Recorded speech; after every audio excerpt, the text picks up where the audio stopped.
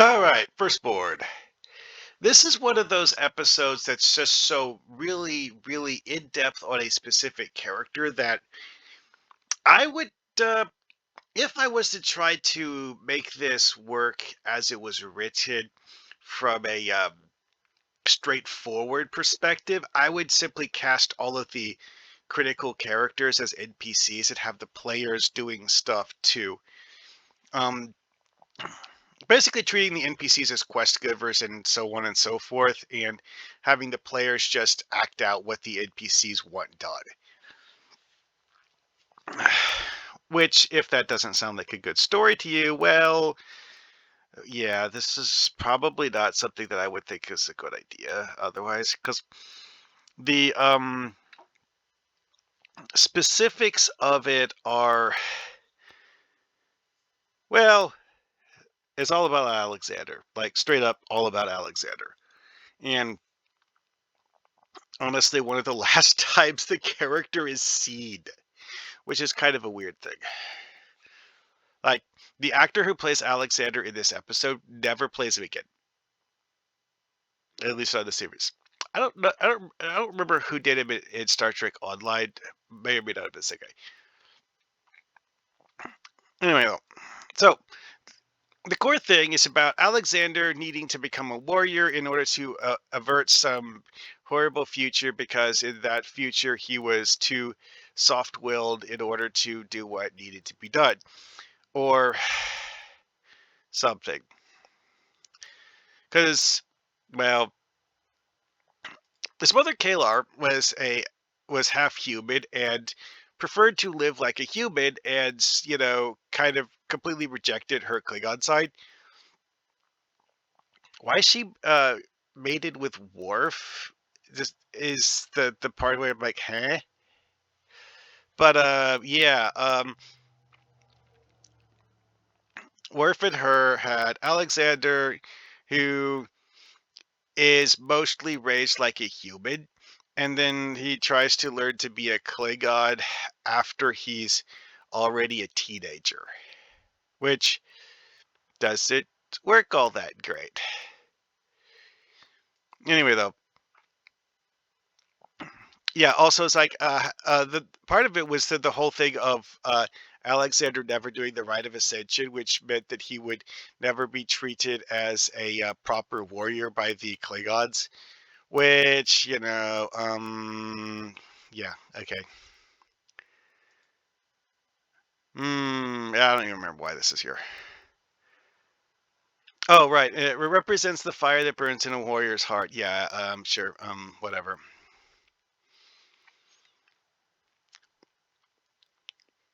Hmm. Anyways,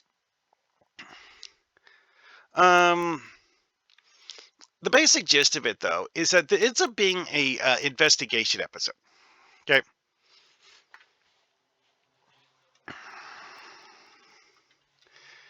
And that's an aspect of the investigation episode is the bulk of this and what makes it interesting. Because, like, you have the mysterious figure coming into the view who apparently attempts to assassinate Alexander, which is like, huh? Why would someone attempt to assassinate Alexander? But the assassination fails, and someone gets a dagger with the symbol of the House of Duras on it. Now, this is one of those aspects of it that is a giant plot point that gets talked about for half the episode. And this is one of those things where in a TTRPG, this would be the sort of thing that would be a clue that the players would need to investigate in order to figure out what's going on. And as gets figured out in the episode, because again, the main cast in the episode, while the information is literally sitting there staring them in the face, they don't know how to interpret it. They have to find the Duras sisters and ask the Duras sisters to interpret it. Because, as the plot point comes out, that it has a symbol on it for Lursa's son. And the simple fact that is that Lursa doesn't actually have a son yet. Because like his son hasn't been born yet. She is pregnant with a son, but son hasn't been born yet. And the dagger has a symbol on it for a child that hasn't been born yet, which is either means that the dagger is a fake from people who screwed it up, or a thing coming from the future that someone chose poorly when they were stealing props for a attempt at framing someone. Yeah, so what it turns out is that the guy who attempted to assassinate Alexander was actually his future self, who wants to encourage his future self to become a warrior, and that as Kimtar, he had actually been a positive influence on Alexander. It's just that Kimtar wasn't exactly as straightforward as he probably should have been, and as a result, Alexander kind of sort of didn't get the memo in the way that Kimtar wanted, because what we find out at the end is that Kimtar actually has no plan. See, what happened was that Worf gets assassinated in the future because of the fact that Alexander failed to protect him, and that Alexander's failure weighed so heavily on his heart that he traveled back into the past to try and make right what once went wrong and change history for the better, which um, he had no actual plan. He just had this general idea that maybe if I was, a proper Klingon warrior, I would have been able to do something. Because if I remember right, the specifics of it was that it was actually specifically related to the rite of ascension, where because the fact that he hadn't done the rite of ascension, even though normally it needs to be done before a certain age, and whatever. It's like in Alexander's case, in the first timeline, he just didn't bother with it ever. So going to the Klingon High Council chamber, they would be like, nah, go away. And if I remember right, what it was that he wasn't allowed inside the High Council chamber at all. And thus, when someone decided to assassinate Worf, there was no one to stop them. Which, that was the entire point that Alexander had for his time travel paradox, and pretending to assassinate his past self. Yeah. It's a pretty paper-thin premise. Anyway, so what do the characters actually do? Let's go on with that, because, like I said, it's like the Alexander's motives in this are paper-thin. So, because of the fact that the Duras sisters do not have a home address that the crew of the Enterprise can just go to and talk to them, the two Duras sisters are at this point the two heads of the House of Duras, and their only clue at this point is the fake dagger that has information on it that they can't interpret. See, because in theory, if Worf knew enough about the House of Duras, he would realize that the fact that the House of Duras symbol had a icon on it for Lursa's son would indicate that it was fake. But Worf at this point doesn't actually know whether or not Lursa has a son. So that just completely escapes his notice. And Kimtar, who's Alexander in disguise, is intentionally hiding all of this stuff because he wants them to think it's real.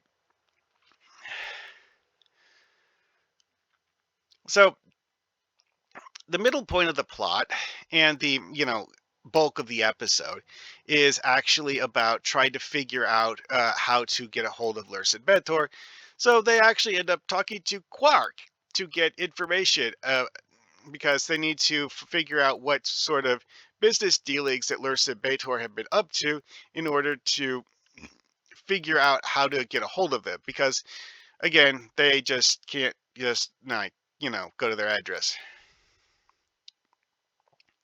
So after several things, talk to this person, go talk to this person, go talk to this person, they eventually get a hold of. Like, okay, there's actually several things about this that are actually interesting because, like, it name drops a whole bunch of alien races because Lursa and Bator, as a sort of scheme to make money, were actually stealing magnesite from the Packlets.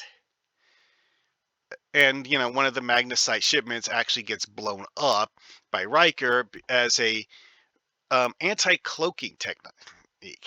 Because like it also is like this is an episode where they mention biomimetic gel. In this specific case, it's Anjoran biomimetic gel, but we don't actually have enough information about Anjoran biomimetic gel to have any idea whether it's a specific kind of biomimetic gel or if it's the name of the race that manufactured it. Literally don't know. But, like the whole thing of tracking down the Duras sisters and then actually talking to the Duras sisters, um, yeah, that uh, immediately unmasks Kimtar as a liar because of the fact that Kimtar was the one that was telling people that, yes, you found a House of Duras dagger. That means you definitely are dealing with a House of Duras plot to kill you. When in reality, it was Kimtar that planted it. And then there's Lursa and Betor looking at the dagger and being like, this is wrong. And there's no way that this is real unless it came from the future. I don't think that they actually said that. Anyway, though, so after the investigation concludes, then things get wrapped up rather neatly.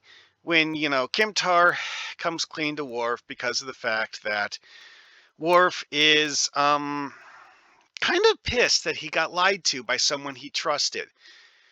Because, like, Alexander pretending to be Kimtar he doesn't actually tell Worf his name. Kimtar is a title, not a name. Which Worf finds rather odd that Kimtar is going to be someone who's a trusted member of the House of Moog, who somehow managed to survive the destruction of the House of Moog, and also doesn't want to tell Worf his name.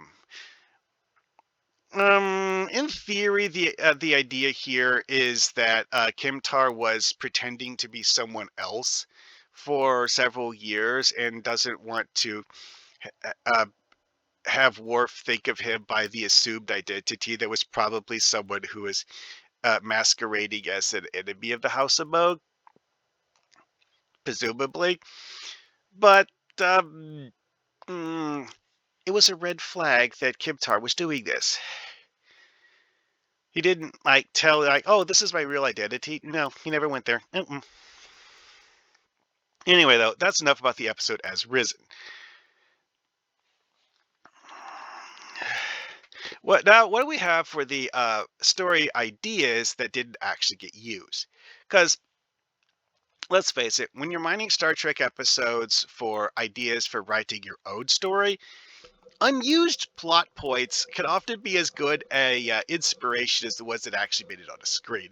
And this episode had a really, really wide variety of things they were thinking about doing, but didn't actually get into the main script. Like the original plot was actually a group of future Romulans trying to trick people so that the Romulans could alter history to the benefit of the Romulans. Interesting. Now, again, they didn't actually develop that into enough detail for us to actually know how that would have played out. It was just a premise that they were thinking about developing into a script.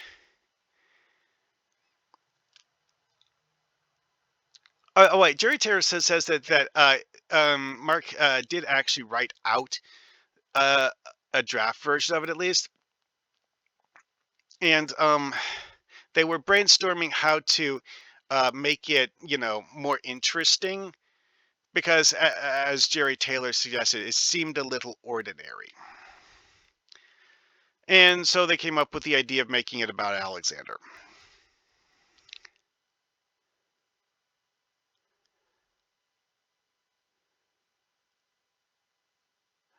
Oh, all right. And Jerry Taylor says we didn't know why he did this, and because of the fact that it's like, wait, why would Alexander be attempting to assassinate himself? Then they had to come up with a proper motive for that, which ended up being Alexander was actually trying to prevent Worf from getting assassinated in the future. Which, again, it's like one of those ideas that was something that Joe Minosky had apparently thought of. Is like, oh, hey, we wanted to have a future version of Alexander show up. That didn't really go very far. Although they did actually use Joe Minosky's idea in one of the DS9 episodes with O'Brien's daughter Molly. So, oh yeah, Time's Orphan. That was the episode with Molly. Yeah, notes about it being similar to Yesteryear and Back to the Future. Yesteryear was the episode where, due to Spock stepping through a time portal and talking to his past self, he accidentally changed the timeline and then had to do something to fix the timeline because otherwise Spock would die, and thus the Enterprise would not have Spock as one of the crewmen on it.